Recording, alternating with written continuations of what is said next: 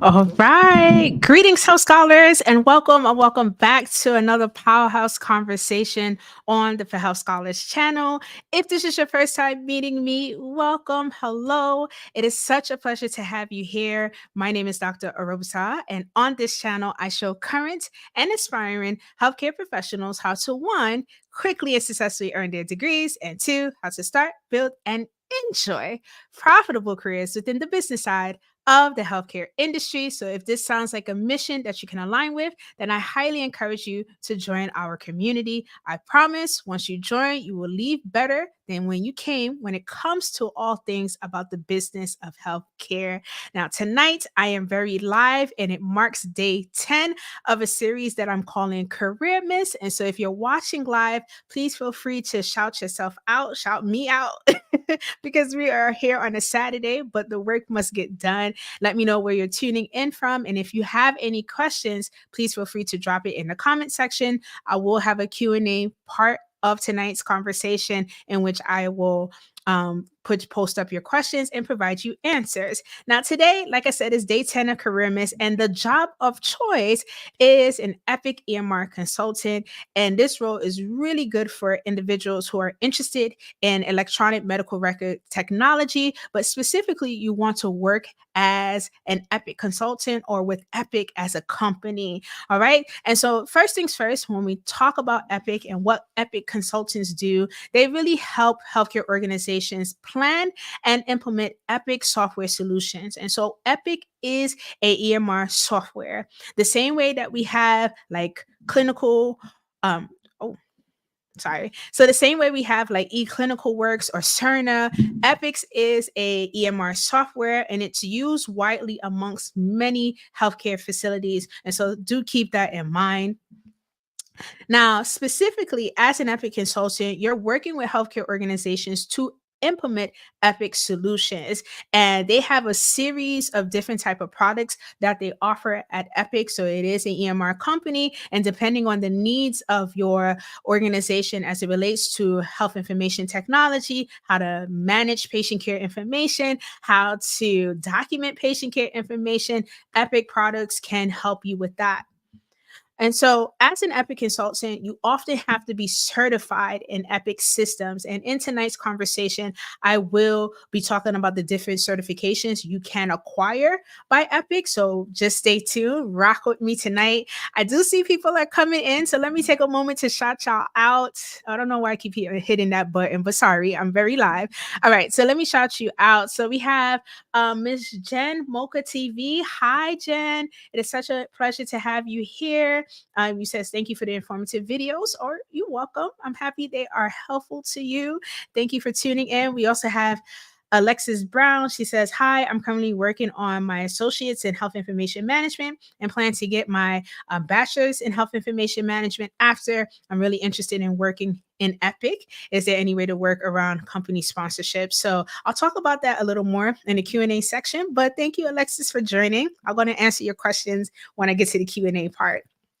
All right, so let's go back to the presentation. Okay, so when we think about some of the Epic consultants and their areas of focus, it includes everything from optimization to educating clients about Epic solutions, training, and doing go lives. So, go lives are actually where you come into the organization, you help them plan, and you help implement the Epic solution, and you monitor to see how well the solution is working, and then you usually exit out, right? And so, I see more people are coming in. Hi. So I'm going to acknowledge y'all. Let me just get through the remainder of the presentation, but I want to let you know I see you both from LinkedIn and YouTube, and I'm so appreciative that you are joining me on this Saturday evening. All right. In addition to optimization and training and go lives, also data collection. So as you know by now, in healthcare, data collection is very instrumental. Not only just collecting patient information, but also how we collect data as it relates to operations in a given healthcare entity, looking at the laboratory reports, making sure that we are streamlining clinical care to run as efficient as possible. All right. And so, in addition to that, let's talk about their job description in great detail. And so, first things first, as I stated, Epic consultants, they're heavily focused on implementing Epic solutions in their role. And so, with implementation, it can look like initially just planning out how they're going to transition from maybe an old software that they had to the Epic solution. And remember, Epic is a company that offers electronic medical records software. And under the Epic umbrella, you can become certified. When it comes to optimization, you also can engage with Epic consultants to optimize the performance and the functionality, which is a big thing, once again, in healthcare to make sure that we are ensuring that the EMR system that the company is using or the healthcare organization is using is instrumental. That is very easy for them to document patient data, because when we collect this data, we're doing it in real time, and we need to make sure that the system accommodates that healthcare organizations need. And for what you do know, and please forgive me if I'm assuming, but for many of us who are a part of the for health scholars community, we have some insight on just how healthcare operations and the clinical side works. And we know that different healthcare organizations can specialize in certain types of care. And so the EMR system for a private care practice, or excuse me, primary care practice, may look completely different than the EMR setup for like something like OBGYN or cardiology or even the emergency room. And if you are a scholar who worked in the emergency room, which a few times I have worked as a trainer in the emergency room, you know that anything goes. Like for healthcare professionals, they are really relying on what comes through the door. And so you have to make sure that that EMR solution best fits the type of clientele that comes in on this emergent situation. It can be from gunshot wounds down to acute respiratory issues, but can the EMR system adapt and allow you to collect information in real time? So functionality is a big part of it. Also training, so training users on how to use the Epic software. And like I said, outside of Epic, there's Cerner. Also, you have eClinicalWorks that I know of, and there's a variety of different types of EMR solutions, but Epic is very popular, especially in the inpatient side, so hospital systems. eClinicalWorks more on the outpatient side. Cerner is an older EMR system. Many hospitals started with Cerner solutions, and then they now transition to Epic. And so as a person who is an Epic consultant, you should definitely be aware of your competitors. Okay, so support and maintenance. So once you implemented the solution, making sure that the organization is running functionally with the software. And so you may have to come in to do a check-in or maintenance. Potential issues may arise. And so being able to troubleshoot that is important. And then even upgrading and expanding on the Epic products. So like I said, Epic is a company and they offer a whole suite of EMR solutions. And depending on the growth of the organization, the volume of patients that they see, the volume of their healthcare workforce, it really depends on what type of EMR solution they need. Okay, so keep that in mind.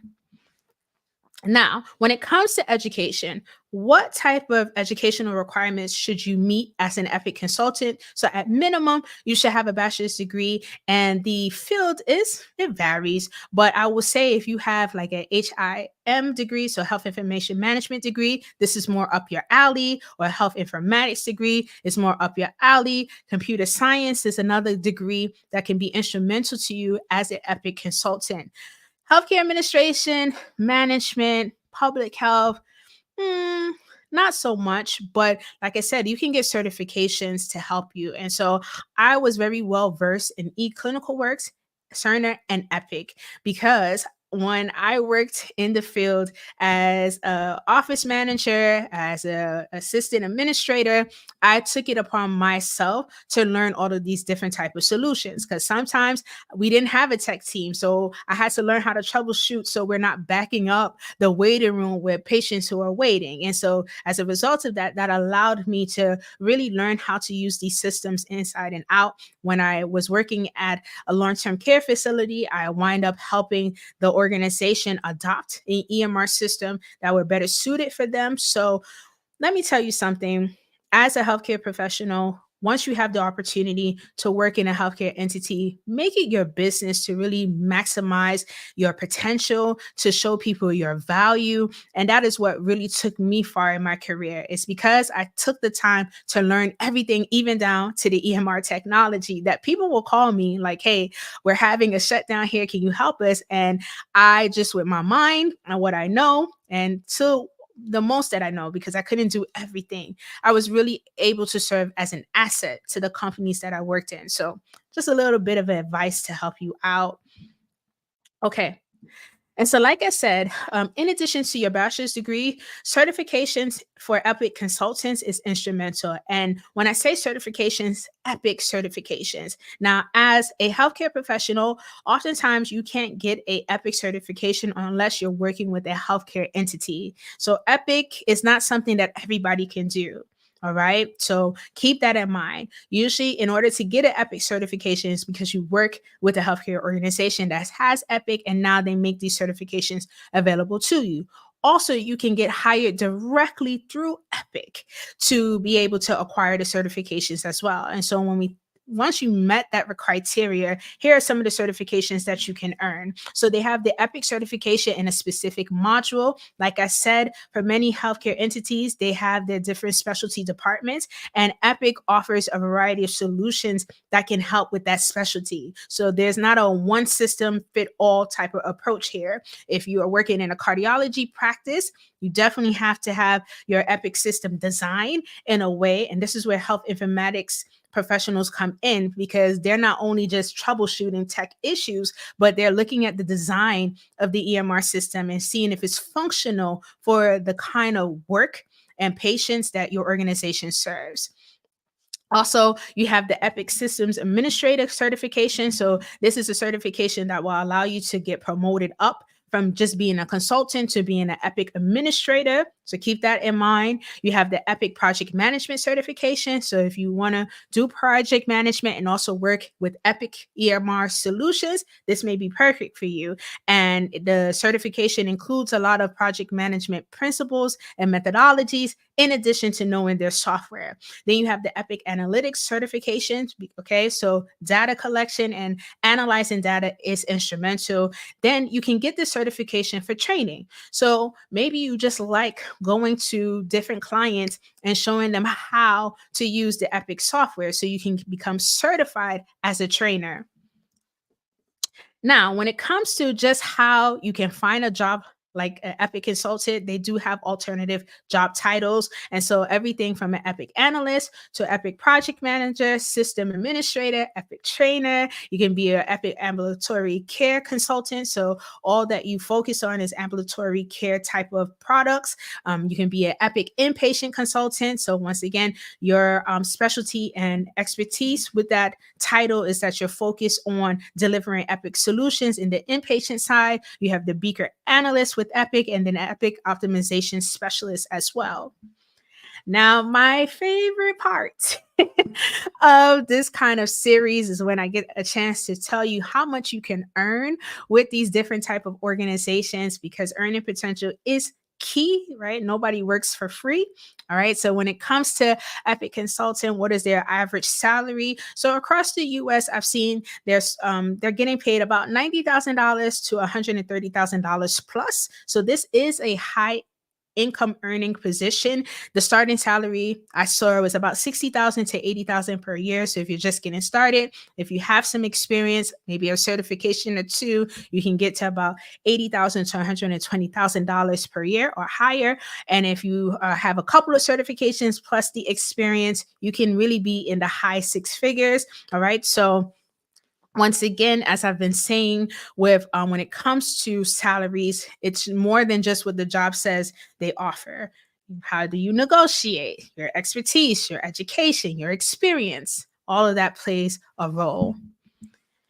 Okay, so organizations that hire Epic consultants include, of course, inpatient facilities like hospitals and healthcare systems, clinical and medical practices do, health IT consulting firms, and health IT vendors. Okay, so you may not work directly with Epic, but you may get hired by a health IT consulting firm and they specialize in Epic products. And so they'll send you on assignments. And that was a big thing when I first came down to Houston, Texas. I did work a couple of small contracts with going to do Epic, and I just did a lot of that was remote and just kind of troubleshooting some training areas. But it has the potential for you to really grow in this space.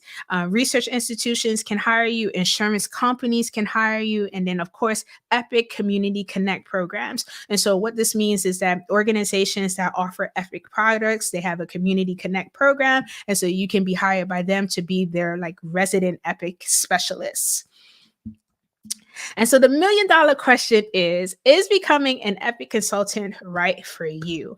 And I will honestly say is that an Epic consultant role is right for you if you enjoy supporting healthcare organizations, really implement Epic software solutions. And so you have to be familiar with Epic products to work in this role. Okay. And once again, it is not anybody who can get hired in this position. You do have to, really work and be trained in Epic. And so most people who get into the field of Epic, they start at working in a hospital system. Their hospital sent them to get a certification. Then they use that certification and they leveraged it, and it allowed them to move on to different opportunities.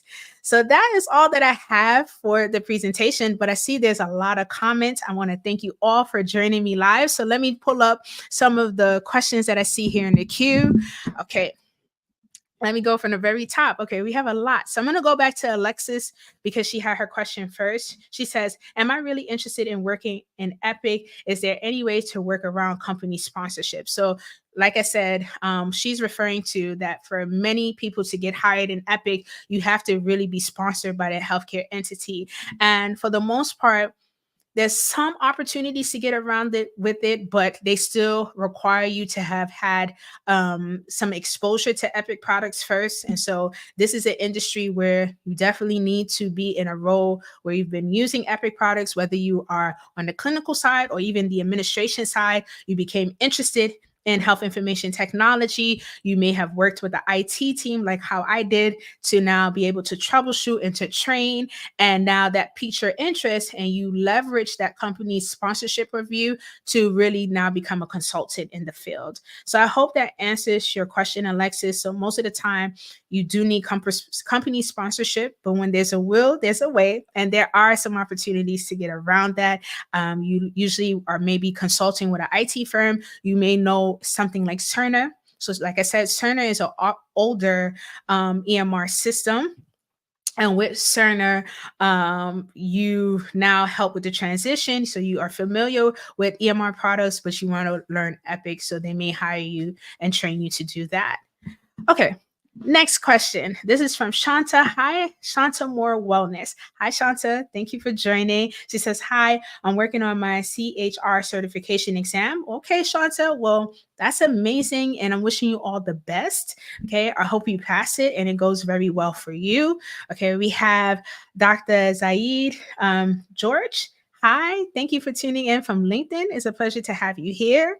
Okay, we have L. Hamilton. Hello, looking forward to learning about the certification, have an MHA degree. So yes, and so in this role, L. Hamilton, it doesn't show me your full name, but you usually have to have company sponsorship or have a company, you worked with a company that uses Epic software before you can get in as a consultant. So you can use your MHA degree to get you in to an inpatient space or outpatient space, leverage your role, get to know people. That really took me far in my career. Outside of God, I was a person where I was a sponge. And I made it my business to know as much as I could when it came to the operations of healthcare, because that's my interest. When I was working in practice, working in different administration roles before teaching, I was very much interested in the operational side of healthcare entities. I want to know how we make money. I want to know what softwares we use to help us cater and serve our patients. I want to know how to hire a great and viable health workforce. And I studied, I took so many different type of management and leadership certs. I've gotten an IT certification, and I'm telling you, certifications can take you far. By no means, certifications can take you far if you don't have the formalized like bachelor's, master's, or even doctorate degree to help you out. Okay. So Fee says, good evening. Okay, Fee, thank you for coming back. I remember you from another live.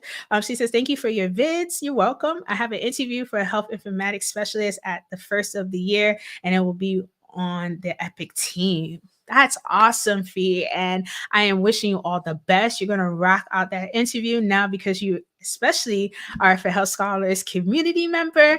And I hope that you have all that you need. And just know, be yourself. Be your most professional self. Let me say that. Be your most professional self. Be knowledgeable in this space, in the role that you're entering, but also be knowledgeable about the company, be knowledgeable about how they use health information technology, and do not be afraid to ask questions on what gaps they're currently experiencing as it relates to the EPIC software that they have. All of that can help you stand out in your interview.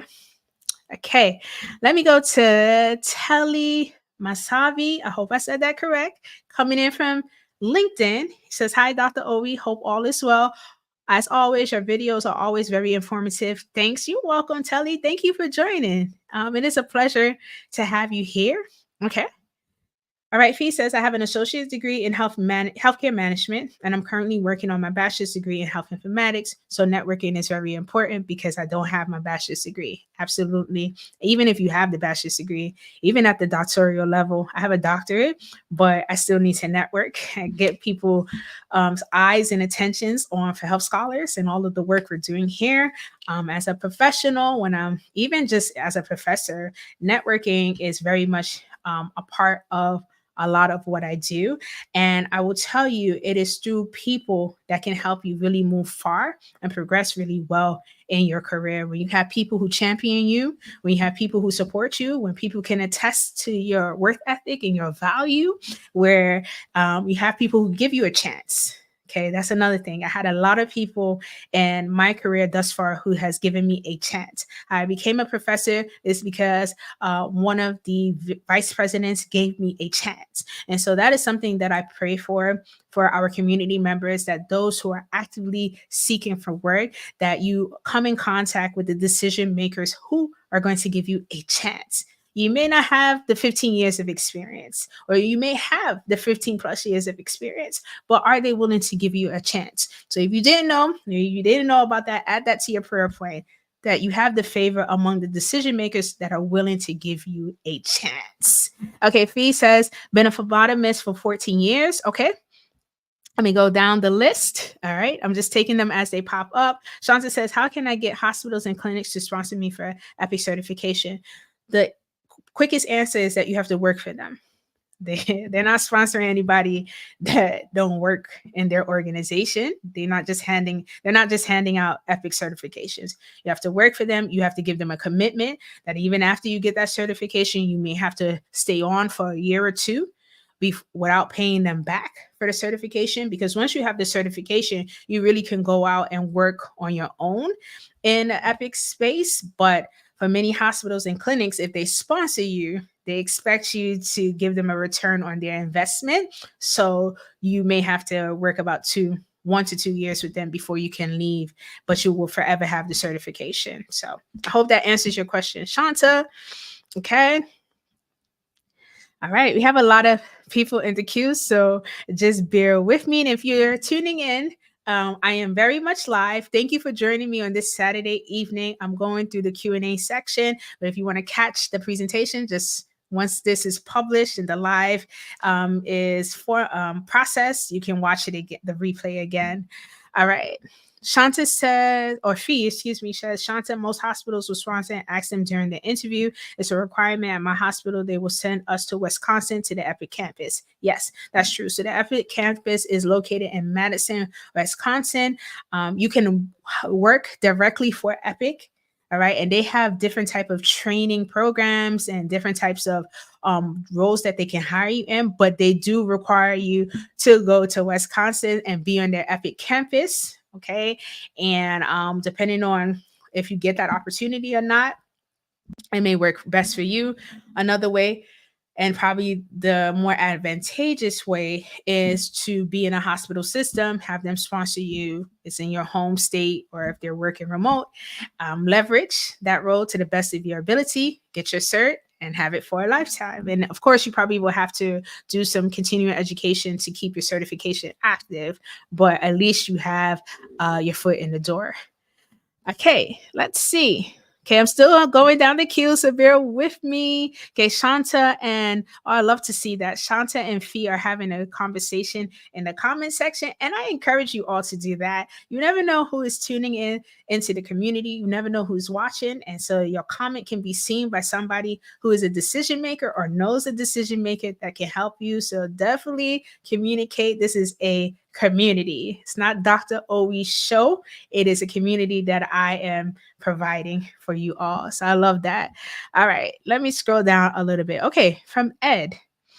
Ed Gutter. Hi, Ed. Thank you for joining.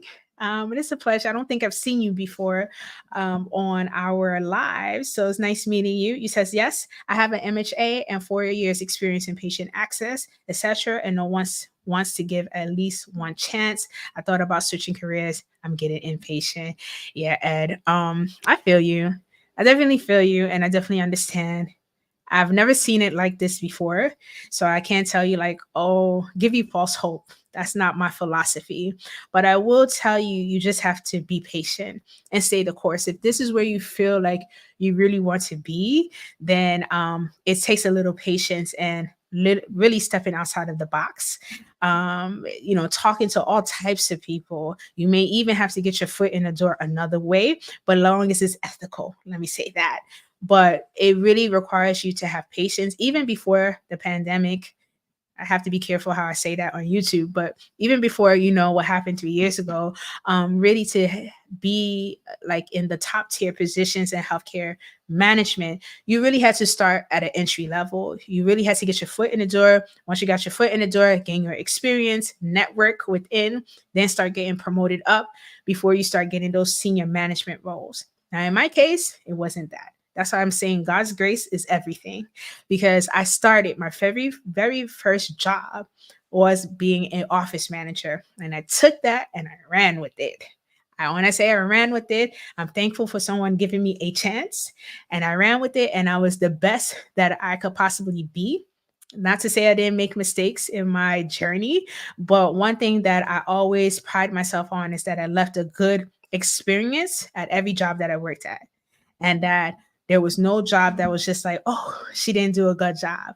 I gave it my all, and that had took me far, to the point now positions were coming on my desk. People were looking for me. And I know that human connection still is very much possible. God, he's the ultimate. And with that combination, it can take you far. So be patient, Ed. All right. And wishing you all the best. Okay, Shanta says, thank you. You're welcome, Shanta. All right. Alexis says, would having a CCS and a RHIA draw in a hiring manager? It depends on the hiring manager, right? And these are two technology type certifications. Wait, remind me what CCS is, because there's different types of CCS certifications. But I know Register Health Information I think it's Administration cert. But it depends on the hiring manager. It depends on what their needs are. It depends on if they're willing to pay you for that value, right? But what you should never do is not put yourself out there. I'll say that. Okay, Fee says, okay, I love the encouragement in the comments. Fee says, Ed, don't give up. I got 1,000 application rejections before I finally got this interview. It came from God's grace and me talking to one of the clinical informatics manager, right? So faith without works is dead. but faith and works can take you far. So thank you, Fee, for that. Okay, certified coding specialist, Alexis. So yeah, it just once again to your question of would having a CCS and an RHIA draw in the hiring manager depends on them. Depends on if they know what you're talking about, if they are see the value in that, you know. And this is why in your interviews, when you get that opportunity to interview, you come in really selling your expertise and your education and what you can offer the organization and what you expect from them. So one question when I used to interview, when they asked like, "Oh, do you have any questions for us?" I never just was like, "No." I will always ask them, "Okay, what is it that you're expecting for a candidate who works in this role?" And it usually is like, oh, okay. They're not expecting you to ask them that, but it's important for you. There's times where I had work positions where I was the very first person to work in that position for that company. So especially when I was working at the nursing home, this department, they never had a manager. And so for me, I had to ask that question, like, since y'all never had a manager, what are you expecting? And from that answer, it allowed me to continue to finesse the rest of the interview with my intellect as well as my personality. And when I got into the role, it allowed me the opportunity to do things because they never had anybody before that would keep me there. Because it's one thing to get the job, but it's the next thing to sustain the job. Okay, he says, taking notes, they're going to have those questions for them. Yes, come to the table with questions, do research, research the company. Don't walk into these interviews blind. That's a big no. Don't walk into your interviews blind. Don't walk into your interviews not just knowing, okay, what the company is about. Know some things that they have been problem areas for them. And most of the time, this is public knowledge. Look at even people's reviews of a company. That will help you. Look at, and it's not only just what employee says, what do patients say? Because patients are ultimately what's helping keeping the doors open to a certain extent. So, what are patients saying about this organization? Is it worth it? Is it worth it? Right. So, I don't see any other questions in the queue. So, I'm going to just do this last call for questions. I have maybe 5 more minutes. I honestly didn't think people were going to join tonight because it's Saturday evening, but I love to see this. I love to see you all and thank you for joining. Maybe I'll consider doing some Saturday lives. Y'all let me know in the comment section whether you like conversations on Saturdays. Could be like a chill kind of thing. Maybe I can plan it in the content for the upcoming year. I probably can't do every Saturday, but maybe a Saturday a month coming on to connect with people. But thank you. All right, let's see. I agree. Good thing I have been working in the hospital system for 4 years. Absolutely. All right. Well, I don't see any questions. And now I'm so conscious about LinkedIn. So let me go check on my phone to make sure I didn't miss anything here on the dashboard. Okay, give me a second. Let me look at LinkedIn. Okay, let's see. Let's see. Okay. So, yep. See, LinkedIn. I don't know. I'm gonna have to check out the software I use because it doesn't show me all of the questions from LinkedIn. So I'm gonna read some of the questions from LinkedIn because I see it here. Okay, let me go back. Let's see. And Nusu. I hope I said that correctly. Kamara. Okay, Anusu Kamara. He says, I have over 10 years of experience in healthcare as a CNA and lead endoscopy technician with an AGTS certification. I received my MHA with a focus on patient safety and quality improvement. My difficulty after graduation in October will be to locate a job in my field of study that pays slightly more than my current salary. Many employers presently require the RN license for healthcare administrators. How do I overcome the obstacle? Excuse me. And then also, okay. Also, what EMR credentials would you recommend I obtain to be more adaptable in healthcare? And you says you're from Seattle. Okay, so thank you, Anusu. Thank you for joining. I missed your question the last time. It didn't show up on the dashboard, but thank you. So I will tell you, you have a wealth of knowledge. And right now, it's a very, like I said, I've never seen it like this before. I do mentor people, so I do have a group of mentees, and I've been able to help most of them get jobs, but how we help them get the jobs is literally maximizing on everything, pushing them out to get out there, talking to people, and really leaning on God's grace. You can't force people to hire you, and you're going to receive rejections. Before the pandemic, rejections has always been the name of the game. It's just now position yourself to say, okay, when the right opportunity comes, am I ready? And what I think with all of your clinical, because you have clinical and you also have administrative expertise, it can help you get your foot in the door. Yes, I don't know why many employers now are requesting for health administrators to have nursing degrees, but that's just because there's such a shortage of nurses because there was a great resignation in healthcare during the time, and many nurses walked out, and nurses, they need them, so now they're trying to get two for one. And I say that most respectfully, but they're trying to maximize so that the nurse can also, if they require, call them to the unit. I think I'm just assuming here, don't want to make any false accusations, but that could be potentially why they're looking for nurses only. But I do know for sure there is a nursing shortage, and the shortage is nothing new, right? Has definitely been a lot of shortages, but that's just the economy right now. So the best answer I can give you, Ansu, is pray. Keep trying. Keep putting yourself out there. Keep talking to people. Go to industry events like your industry, with the endoscopy technician. I'm pretty sure they have an endoscopy association. Go to their events. Go to their conferences if you can afford it, right? Because conferences are not free, or volunteer at a conference that can help you get in as well. Speak to people. See what's going on in the industry. Present if possible. If you have that potential to present, leverage because I think you said you're in school still, right? I received. Oh no, you're not in school. Wait, hold on. Okay, no, you're not in school anymore. But just go to conferences, try to leverage that, and I hope it all works out for you. Okay. I don't see anybody else on LinkedIn, but I do see some comments coming in on YouTube side. So once again, I'm very much live, and it's been a pleasure talking to you all. All right. So we have Tomika Exum Johnson. Hi, Tomika. Welcome. He says, would it be better to obtain a degree or a certification? I've been in healthcare for over 10 years. My current job is a patient's accounts representative. It depends. It depends on, right, the type of certification, or do you, it really, let me say this. It depends on what you want first.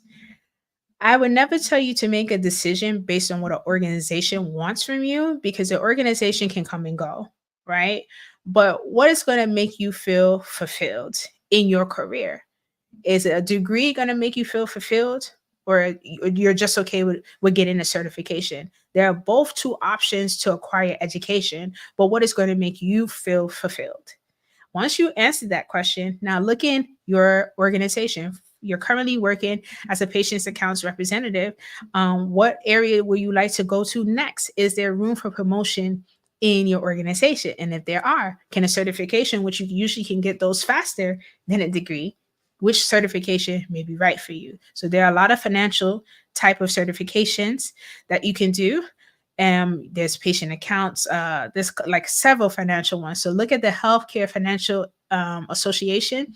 It's a lot of certifications that can help you in that space, and then you take it from there. So I can't tell you which one is better, but I can tell you to choose based on what will be fulfilling to you. Okay. I'm currently on the pre-cert auth team, obtaining surgical authorizations, previously working follow-up denials. I'm looking to further my career. So you're doing the right thing by working in different sectors, getting to know people, seeing what area you like. Pre-cert authorizations, that's helpful for surgery. So when she said pre-cert authorizations, she and her team are determining whether they're going to approve for the person to get a surgery or not. All right, so that's a big part of the surgery side that people don't see. And that's an administrative task that people don't see. So that can be helpful. And it's a part of the financial umbrella in the healthcare space. Follow-up denials, that's another area, right? when they do deny them, are they going to, submit a appeal? And how do you help them with that? Or, letting them know that they have been denied. So, yeah, for you, Tamika, I will just tell you, you have to go and start at the foundation. What is it that you want to do? What area of the healthcare space you see and progressing in your career? And then seeing what certs or degrees. It's always good to have a degree. I know people are trying to play it and like, oh, education, nobody's hiring us. But remember, in the economy, it always goes through up and downs, changes, right? At one point in time, a bachelor's degree was like the highest degree. It was like, oh, everybody need a bachelor's. Then they went through the period where everybody had to get a master's because they were not taking bachelor's no more. And now they're reverting back to bachelor's. I mean, that's just the economy. So I tell you, make decisions that you feel fulfilled with, that you can afford. All right. Don't put yourself in debt. That's the worst thing to do. That's a mistake I had learned. Not to put yourself in debt for the degrees. All right. Making very conscious financial decisions. And I said I'm going to talk about this in an upcoming episode on the For Health Scholars platform. Finances in education, in academia, finances, financial management, even with working. I work as an adjunct faculty member.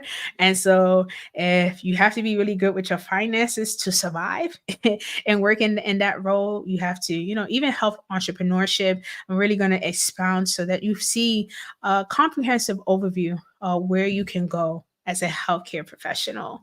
Okay. All right. Let's see. She says, thank you. You've given me strong prayer points. Greatly appreciate it. Yep. Prayer is my tool and my weapon. Anybody ask me anything else, I'm going to tell you prayer first. Okay. Because I know what God can do. I've seen it in my life time and time again. Okay. Let me check LinkedIn one more time. Thank you all for rocking with me. Thank you for joining me on this Saturday evening. I'm on the Central Standard Time Zone, so it's still like early. But for those of you on Eastern, thank you. I know it's late for you. All right. Let me go back here. Okay.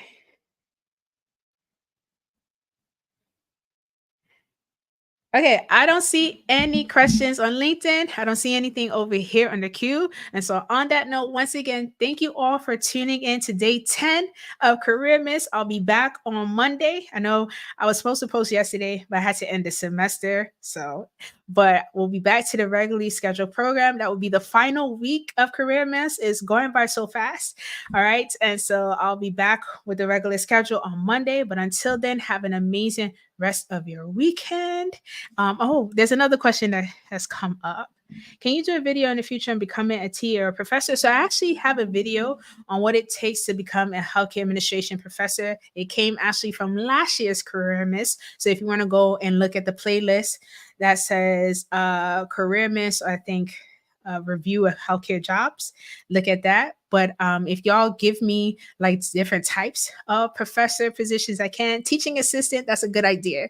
So I've never been a teaching assistant. I just went straight into being a professor. That's just have been the course of my career, straight to the top. But let me do some research. Let me talk to some teaching assistants and see how that really goes down, a TA, what that looks like, and I'll bring it. All right. All right. I don't see anything else. So have an amazing rest of your evening. Be safe, be blessed. And until Monday's episode, bye for now.